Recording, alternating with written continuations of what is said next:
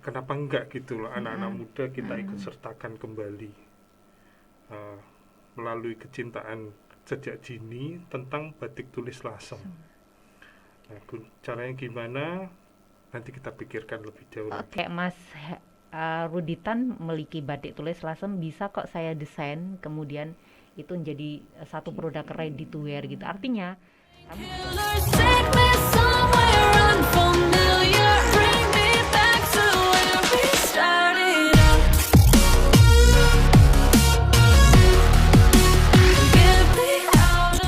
Halo Umat Manusia, salam sejahtera, salam sehat selalu. Semoga kita selalu berada di lindungan Tuhan Yang Maha Esa. Nah, kembali lagi di acara Dialog Ekonomi, pengembangan ekonomi kreatif Kabupaten Rembang yang diselenggarakan oleh Bagian Perekonomian dan Sumber Daya Alam Seda Kabupaten Rembang. Nah, sebagai upaya untuk pengenalan ekonomi kreatif di Kabupaten Rembang ini, seperti yang kita ketahui bahwa Kabupaten Rembang menjadi salah satu kota kreatif yang telah ditetapkan oleh pemerintah di tahun 2019. Bersama saya Rahma Febiola Krisma yang akan menjadi host hari ini. Dan hari ini kita akan membahas dua subsektor, di mana dari total 17 subsektor, yaitu kita akan membahas fashion dan kria. Nah, di sini saya tidak sendiri karena ada dua narasumber luar biasa di bidang fashion dan kria. Di sini sudah ada Mbak Okta Firasa. Halo Mbak Okta. halo. Sehat ya Mbak ya? Alhamdulillah baik. Alhamdulillah. Dan di sebelah saya juga ada Mas Ruditan. Halo Mas. Halo, Ya, sehat ya Mas ya? sehat. Alhamdulillah. Nah, oke.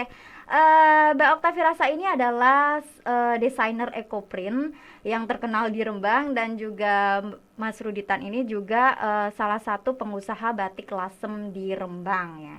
Dan Kidang Mas ya Mas ya namanya. Betul. Oh ya, Kidang Mas. Batik tulis Kidang Mas. Nah, oke. Langsung aja, Mbak Okta nih kesibukannya saat ini apa nih Mbak?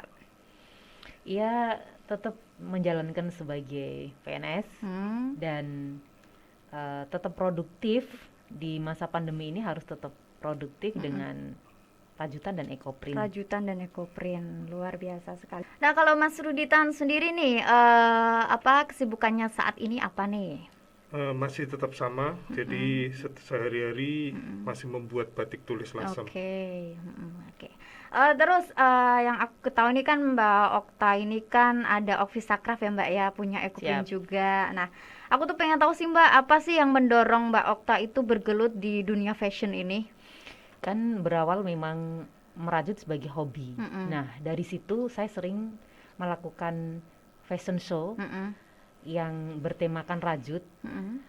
karena Rembang ini kan tempatnya batik tulis lasem. Dan dari situ juga saya mengangkat batik tulis lasem itu harus terus di fashion show-kan Di-fashion-kan, gitu. oke. Karena saya prajut, maka identiknya itu ketika fashion show saya gunakan batik tulis lasem dengan ada rajutannya. Nah, karena saat ini kami sedang mengembangkan ekoprint, maka saya memikan antara ekoprint dan rajutan. Tapi di setiap event-event saya memang terus mengangkat batik tulis lasem itu sendiri dan memodifikasi dengan ekoprint. Luar biasa sekali. Berarti kolaborasi Iya. antara ekoprint dengan Batik batik tulis tulis lasem. Luar biasa sekali. Oke, sekarang aku pengen tahu nih, awal mulanya Mas Ruditan ini bisa memproduksi batik gitu gimana? Sebenarnya sedikit cerita ya. Jadi saya adalah generasi ke-6 dari Oh. home industri ini. Oh my god. Jadi kakek nenek buyut saya dulu membuat batik. Awal mulanya itu dipakai sendiri. Nah, kemudian seiringnya berjalan waktu ada permintaan. Nah, di generasi kedua itu mulai produksi untuk dijual. Nah, kemudian turun ke generasi ketiga, keempat, kelima ibu saya, dan taruhlah sekarang tongkat estafet itu ada di Oh saya. iya, jadi sudah turun temurun ya Iya, Mas ya. jadi sekitar 8 tahun yang lalu, 2014, saya memutuskan untuk pulang kampung ke Lasem. Oh. Jadi saya diminta oleh ibu saya, bapak ibu saya untuk meneruskan.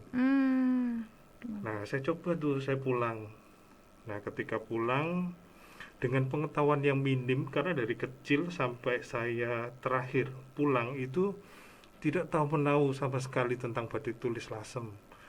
Jadi ketika saya pulang nggak tahu mesti apa yang mesti saya lakukan. Nah, saya mengamati sekitar 1 sampai 2 tahun, bukan waktu yang singkat ya. Jadi saya mulai mempelajari dari awal dengan bimbingan dari orang tua saya. Jadi saya ikut komunitas batik lasem. Nah, di situ saya menyerap semua informasi yang ada di sekitar saya untuk gimana sih supaya kita survive ya. Bukan hanya survive ya, kita juga harus mengembangkan. Nah, memang bukan hal yang mudah waktu itu. Sampai sekitar 3 tahun berjalan baru istilahnya baru merangkak. Walaupun sebenarnya home industry ini sudah berjalan ya, dari generasi karena ke sudah generasi. turun temurun. Iya, Cuman betul. produk yang dihasilkan itu memang produk-produk yang khas lasem. Jadi seperti 3 negeri, Kedoro Kendiri, sama satu lagi 4 negeri. Nah, secara otomatis batik itu tetap kita produksi setiap hari. Memang sudah ada segmen pasarnya.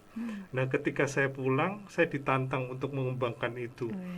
Karena apa? Ketika ada pembeli yang datang, terkadang itu kita sajikan yang sudah kita buat, kadang kok masih ada penilaian yang kok ini terlalu ini ya, terlalu ini. Nah, ketika itu saya harus bisa menangkap pasar. Nah, akhirnya kita harus membuat suatu terobosan baru, batik yang saya sebut batik kontemporer dengan warna-warna yang lebih bervariasi. Nah, itu mulai berkembang sekitar 3 tahun setelah saya pulang ke Lasem sampai sekarang. Mungkin itu singkat ceritanya ya. Oh iya ya, jadi udah benar-benar bisnis turun temurun ya Mas ya Betul. ini. Oke ya. Untuk Bu Okta sendiri nih, saya kan lihat kayaknya Bu Okta ini banyak banget ikut event-event gitu ya Bu ya. Nah, ada nggak sih Bu yang paling berkesan nih selama Ibu mengikuti kegiatan atau event fashion show itu? Tentu saja sangat berkesan. Baik dari event Kabupaten Rembang sendiri atau event di luar kabupaten seperti kemarin juga ada MUFES tingkat nasional. Dari di situ kami bertemu dengan berbagai desainer, banyak sekali ilmu yang kami dapat. Kemudian kami juga ada di Indonesia Fashion Chamber Community Semarang. Di situ semakin terbuka wawasan terkait dunia fashion. Tentu saja banyak ilmu yang kami dapat. Kemudian oleh Kabupaten Rembang sendiri kemarin difasilitasi oleh Indakop Kabupaten Rembang yang bekerja sama dengan Sampurna untuk Indonesia. Kami para fashion designer difasilitasi, diberikan ilmu binaan oleh Sampurna untuk Indonesia yang bertempat pelatihannya itu di rumah BUMN. Dari situ kami dibuka wawasan lebih dalam lagi terkait dunia fashion, karena bagaimanapun Rembang ini luar biasa karena punya batik yang sudah terkenal di dunia dan memang tertua di dunia. Nah, itu bagaimana greget kita sendiri orang Rembang untuk bisa terus mengangkat batik tulis lasem itu. Ketika batik tulis lasem dijual dengan mentahan dalam bentuk kain itu akan sangat susah untuk dipasarkan juga. Iya, lebih cepat ketika didesain dengan beberapa style. Otomatis dengan banyak desainer di Rembang yang dengan berbagai style gitu. Banyak sekali, artinya sangat manfaat sekali bagi kami para fashion designer ketika ada event-event nasional, event fashion luar biasa. Itu sangat bagian dari bagaimana kami berproses dan bisa mengembangkan dengan lebih baik di dunia fashion ini. Luar biasa sekali Bu Okta. Oke, sekarang lanjut ke Mas Rudi Tane. Tadi kan Mas Rudi udah cerita nih asal mulanya Mas Rudi bisa berbisnis batik dan lain sebagainya itu tadi. Aku penasaran deh Mas, gimana sih caranya bikin batik, prosesnya batik dari dia cuman kain terus sampai akhirnya di tangan konsumen itu gimana sih Mas? Ini ceritanya Agak panjang ya. panjang ya. Jadi, Singkat aja nggak apa-apa sih Mas. membuat batik itu sebenarnya harus dimulai dengan hati kalau menurut saya ya. Jadi ketika kain datang itu kan bentuknya masih gelundungan ya. Jadi berjar-jar, ratusan jar. Jadi kita harus potong. Nah, ketika dipotong itu masih ada step satu yang kita masih pertahankan sampai sekarang, yaitu kita sebut namanya diketeli. Atau bahasa kerennya itu dimordanting. Nah, itu masih kita pertahankan. Kenapa? Karena itu akan berpengaruh ke step yang berikutnya. Jadi sampai finishing itu adalah kayak pondasi. Di penyerapan warnanya gitu ya. Betul Bu. Betul Mbak. Jadi penyerapan warna itu tergantung dari mordanting ini tadi. Iya, kalau di kami dari proses sourcing awal. Betul. Nah, itu adalah jadi pondasi awal untuk membuat batik. Begitu dipotong, dimordan, kemudian dipola. Nah, polanya pun kita ada pola pakem lama atau itu adalah versi lama Basic atau gitu ya. basicnya. Nah, kita sudah ada pola yang turun temurun sampai sekarang masih kita pertahankan. Tidak banyak berubah dari tahun ke tahun. Jadi dari generasi ke generasi ya itu. Nah, setelah dipola baru kita proses penyantingan. Penyantingan itu seperti biasa lah ya, pakai canting ukuran 0 sampai 5 kalau di kita. Pola, canting, warna. Begitu seterusnya sampai produk itu jadi. Jadi kalau 3 negeri ya kita perlu 4 kali pewarnaan. Kalau 4 negeri kita perlu 5 kali pewarnaan. Untuk batik yang kontemporer tergantung selera. Kita mau buat 1 warna, 2 warna, atau 3 warna. Nah, proses itu setelah sampai di finishing kita masih melakukan namanya di packing ya. Kalau kita sebut itu namanya dikemplong. Itu harus dipukulin. Kenapa? Supaya serat kainnya itu menjadi padat kembali. Dan ketika kita mau packaging untuk kirim itu jadi volumenya lebih kecil. Nah, itu kita ngomongin pakem lama yang masih kita tetap lestarikan sampai sekarang. Nah, berjalannya waktu kita harus melihat kondisi pasar dengan tingkat persaingan yang cukup ketat. Ya. Jadi menyebabkan pricingnya itu bersaing sekali. Makanya kita harus benar-benar efisien ya dalam produksinya. Nah, ada beberapa bagian yang terus terang kita memang cut di beberapa bagian supaya price-nya nanti juga di pasaran kita bisa bersaing. Nah, itu sekilas seperti itu sih untuk proses produksinya. Itu baru sekilas ya Mas sekilas, ya. sampai dalam bentuk lembaran kain. Nah, selanjutnya itu mungkin di bidangnya diolah menjadi barang yang ready to wear. Ready to wear, betul. Nah, supaya nilainya lebih bertambah lagi ya. Nah, itu saya juga bersyukur di Rembang sudah ada komunitas batik fashion yang mengolah produk batik tadi yang dalam bentuk lembaran menjadi barang yang siap pakai. Nah, untuk Mbak Okta sendiri nih ya, sebagai penggiat fashion dari tahun ke tahun kan ya Mbak ya, pastinya ada nggak sih Mbak pengaruh gaya fashion kepada Mbak Okta sendiri tuh gimana? Otomatis ya, karena kita harus lebih ini ya, mematchingkan warna yang kita pakai gitu, nggak asalan. Ya boleh sih tabrak lari, tapi kan ketika tabrak lari itu sakit, dilihat di mata itu sakit gitu ya, nggak pas gitu. Nggak masuk gitu ya Mbak Sudah ya. secara otomatis itu mempengaruhi gaya fashion kita. Oke, buat Mas Ruditan ya. Mas, prospek dan pengaruh untuk sektor kria di masa pandemi ini kan kita tahu ya, kita kan udah berbulan-bulan nih ada di masa pandemi kan ya, pasti pengaruh banget dong di sektor fashion dan kria. Nah, ini pengaruhnya apa nih Mas nih? Waduh. Panjang lagi ya. Selama pandemi itu jadi pukulan paling berat ya. Awal-awal sih kita benar-benar mengalami kayak shock terapi yang benar-benar kita bingung mau ngapain ini. Nah, tadinya sih kita penjualannya itu sifatnya lebih ke arah kita menunggu, jadi pasif. Nah, ketika pandemi kita dituntut lebih lebih agresif.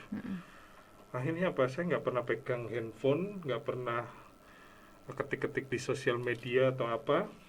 Jadi kita dituntut untuk mengenalkan lebih luas gitu. Karena kalau kita ngelihat pangsa pasar yang ada di lokal Jawa Tengah atau Jawa Timur gitu ya, itu sudah benar-benar kayak stuck gitu. Nah, kita harus mengenalkan lebih luas gitu. Nah, caranya gimana? Kita harus lebih kreatif mengenalkan batik-batik produksi kita di sosial media. Nah, saya bersyukur sampai sekarang kita masih tetap berjalan, dan kalau saya lihat justru malah kita bisa lebih banyak merangkul para pembatik. Saya sebutnya simbok-simbok karena saya sudah seperti keluarga sendiri karena sudah ikut di rumah produksi kita sampai ada yang sudah belasan tahun. Ada yang sampai 15 tahun.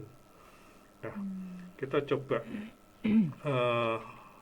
semampu kita ya membuka lowongan untuk para pembatik, tapi tentunya harus lolos kualifikasi tentunya ya. Betul. Nah, kita bisa berjalan sampai sekarang. Luar biasa sekali di masa pandemi masih tetap terus berjalan ya, kita Mas harus ya. Tetap harus berjuang, tetap berjuang. Kalau dari Mbak Okta sendiri, Mbak, gimana nih di masa pandemi sekarang ini? Alhamdulillah di masa pandemi ini kami 3 kali lipat lebih. Wow, luar biasa. Jadi di masa pandemi ini memang saatnya kita kolaborasi, Mas. Gitu. Kemudian kita gunakan seluruh sosial media, Instagram, TikTok yang sekarang sedang lagi tren, hits ya, Mbak ya. Dengan FB dan WA Business gitu. Kemudian ide inovasi-inovasi. Jadi misalkan nih, kalau saya jual kain ekoprint saja dalam bentuk kain, itu kisarannya sekitar 300 misalkan. Tapi ketika kita sudah desain yang apik dengan jahitan yang rapi gitu kan, kita bisa closing sampai 650 per satu kain gitu ya. Kemudian ya kita harus sering promosi di sosial media. Branding ya, Mbak. Di ya, branding. Tapi memang tidak bisa kita pungkiri bahwa branding produk itu harus sejalan dengan personal branding. Gitu, dan networking harus kita jaga banget, dan terus bagaimana ini networking ini kita jaga gitu. Mbak Okta ini kan juga aku denger nih juga jadi guru buat craft kayak gitu-gitu kan ya, Mbak ya, ekoprint. Nah, pelatihan apa aja sih yang lagi digalakkan sama Mbak Okta? Di kemarin ngajar ekoprint di Fatayat Cabang Kabupaten Rembang yang diadakan di gedung YKM Sawahan Gang Kulit ya. Kemudian saya terus ngajari rajutan, istilahnya pemberdayaan perempuan. Jadi silahkan datang di Galeri Okvisa Craft pada hari Jumat, kami sedekah ilmu, sodakoh ilmu, dan itu saya gratiskan. Dan alhamdulillah selama hampir setahun ini kami dipercaya oleh SKI, Sekolah Kreatif Indonesia, untuk ngajari memberdayakan perempuan terkait fashion dan kriya. Dan itu sangat luar biasa antusias masyarakat yang ingin terus belajar gitu. Dan program kami dari Okvisa Craft dengan Sekolah Kreatif Indonesia, insya Allah di bulan September kami akan mengadakan pelatihan ekoprint. Tentu saja ini untuk masyarakat luas, khususnya Kabupaten Rembang, silakan datang, dan ini gratis. Nah, buat teman-teman nih yang pengen mengembangkan diri, pengen tahu gimana caranya bikin ekoprint dan lain sebagainya, kalian bisa banget ya bulan September ya, Mbak ya, di yang sudah disebutkan sama Mbak Okta tadi, kalian bisa langsung ikut aja karena gratis. Oke. Nah, buat Mas Rudita nih ya, kan kita tahu banget nih ya, mengingat batik lasem ini kan jadi yang subsektor yang paling unggulan di Rembang ini ya. Nah, aku pengen tahu sih Mas, bagaimana dukungan pemerintah itu mengingat batik ini kan sebagai subsektor yang diunggulkan di kabupaten ini. Nah, bagaimana perannya pemerintah di situ? Sebenarnya peran pemerintah sangat penting ya di sini ya. Saya lihat dari pemerintah kabupaten sudah memberikan porsi yang menurut saya sudah porsinya melalui pelatihan, baik itu pelatihan produksi ataupun di penjualannya. Dan ketiga, saya lihat Pemkab juga sudah mendukung kita melalui program seragam. Nah, secara otomatis itu menjadi bagian yang sangat penting di kita, karena ketika kita bisa memproduksi batik tulis lasem, tapi kita tidak bisa memasarkan, sama aja ya. Sama aja. Tidak akan hidup seperti itu. Berarti peran dari pemerintah sendiri sangat penting untuk di subsektor batik ini ya. Oke. Kemudian mungkin ini obrolan kita seputar fashion dan kriya ya. Mungkin kita bisa ada yang ingin disampaikan dari Mbak Okta, mungkin kepada teman-teman seperti harapan atau kesan-pesannya untuk teman-teman semua. Dari Mbak Okta dulu. Kalau saya kira Kabupaten Rembang, pemerintah kita sendiri sudah sering memfasilitasi kami para pelaku UMKM, dan saatnya kita memang berkolaborasi untuk lebih bergeliat lagi perekonomian ini gitu. Jadi sekarang itu saatnya kolaborasi antara brand ini dan brand itu gitu, dan saya kira tinggal bagaimana kreatifnya kita gitu. Tetapi yang saya rasa hingga hari ini memang pemerintah itu sudah sangat maksimal memfasilitasi kami begitu. Dan kemarin dengan SE Bupati, PNS ngelarisi pedagang kecil itu kaki lima gitu. Ya. Terus kemudian di hari raya kemarin yang ada di rumah BUMN juga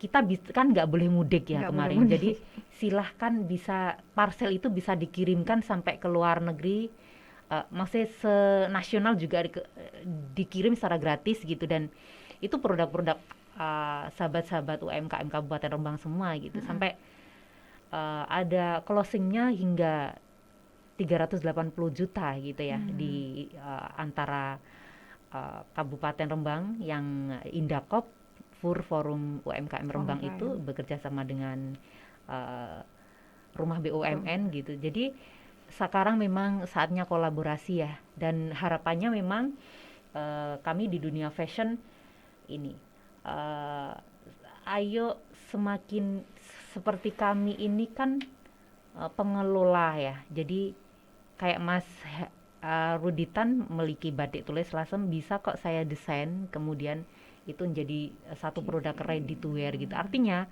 kami juga butuh para penjahit-penjahit gitu, dan harapannya semakin semakin fashion di Kabupaten Rembang itu semakin bergeliat, gereng lagi. Ya, kurang gereng ya, Mbak. Ya karena kita punya batik loh, batiknya potensi. Itu batik tertua di dunia dan luar biasa sekali gitu. Saatnya kita bagaimana semakin menghidupkan dunia fashion ini gitu. Dan itu akan berdampak kepada fashion nasional tentunya, karena batik tulis lasem itu memang sudah mendunia. Gitu deh. Dan untuk Ekoprint sendiri, saya sedang desain beberapa yang lebih ke pola, kemudian ada event-event besar yang di bulan September ini nanti kami akan ada sesi pemotretan dan fashion show dengan Sampurna untuk Indonesia. Kemudian di Hari Batik Lasem nanti saya ada fashion show juga, dapat undangan di Surakarta. Dan Desember insya Allah kami fashion show di Keraton Surakarta. Di Puro Mangkunegaran dalam rangka Sepayung ASEAN. Semoga berhasil ya Mbak ya. Amin. Berjalan lancar, amin. Nah untuk Mas Rudi nih, harapan kedepannya untuk sektor kriya di Kabupaten Rembang nih gimana Mas? Yang pertama saya pengen bilang, mari kita lestarikan dan tularkan warisan budaya ini. Jadi saya mungkin adalah salah satu bagian terkecil dari warisan budaya ini yang ikut andil di dalamnya. Jadi kenapa enggak gitu loh, anak-anak muda kita ikut sertakan kembali melalui kecintaan sejak dini tentang batik tulis lasem. Nah, caranya gimana? Nanti kita pikirkan lebih jauh lagi. Siap. Sambil jalan. Siap. Oke, buat teman-teman mungkin ini dulu yang bisa disampaikan oleh narasumber kita. Oh ya, jangan lupa ada door prize buat teman-teman semua yang nonton ya. Ada 1 buah handphone dan souvenir-souvenir dan door prize yang lain yang akan dibagikan buat teman-teman. Tapi ada persyaratannya. Kalian harus jawab dulu pertanyaan berikut ini. Pertanyaannya apa?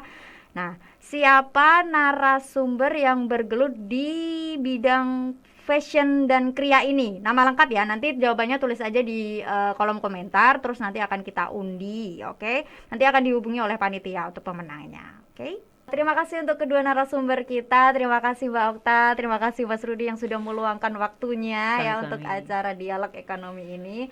Ya, umat manusia, akhirnya kita sudah sampai di penghujung acara. Jadi memang Rembang ini adalah salah satu kota kreatif yang sudah ditetapkan pemerintah di tahun 2019.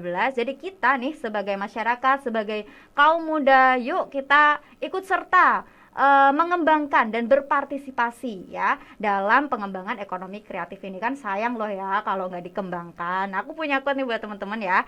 Jangan takut bermimpi, tidak usah takut gagal, bekerjalah semaksimal mungkin dan percayalah bahwa semua jerih payah yang sudah kita lakukan akan diperhitungkan oleh Tuhan ya. Jadi buat teman-teman yang lagi bergelut di dunia fashion atau bergelut di kriya, yuk semangat, kita terus kembangkan potensi kita, kembangkan ekonomi kreatif di Rembang ya. Saya Rahma Villa Krisma atas nama host dan kru yang bertugas mohon undur diri. Salam sejahtera dan salam kreatif.